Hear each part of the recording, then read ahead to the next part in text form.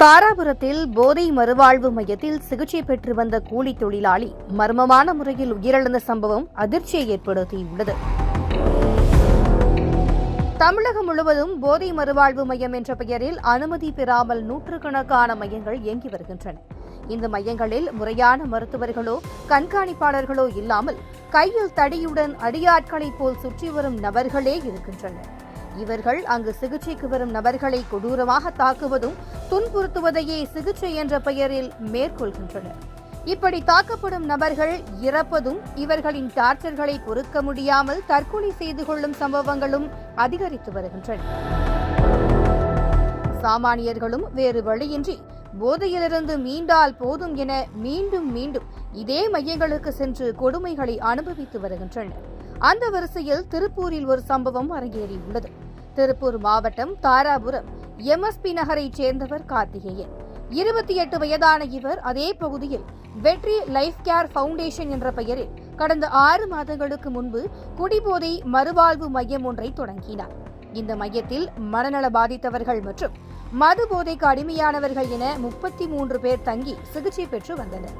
இந்த நிலையில் காங்கேயம் களிமேடு பகுதியைச் சேர்ந்த 39 வயதான மணிகண்டன் என்ற கட்டிட தொழிலாளியை அவரது மனைவி சத்யவாணி லைஃப் கேர் மறுவாழ்வு மையத்தில் சேர்த்தார். மதுபோதைக்கு அடிமையான கணவரை திருத்தி நல்ல வாழ்க்கையை வாழ வேண்டும் என்ற ஆசையோடு அவர் இந்த செயலை செய்தார்.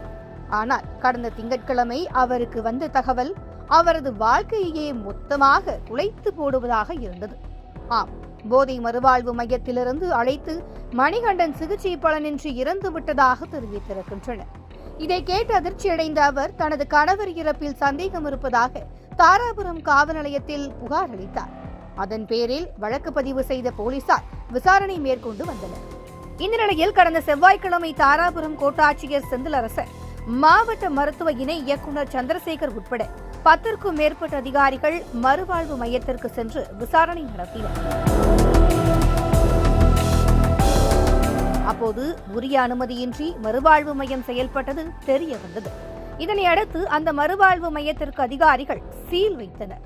மேலும் அங்கு சிகிச்சை பெற்று வந்த 33 பேரையும் மீட்ட அதிகாரிகள் திருப்பூர் அரசு தலைமை மருத்துவமனைக்கு சிகிச்சைக்காக அனுப்பி வைத்தனர்.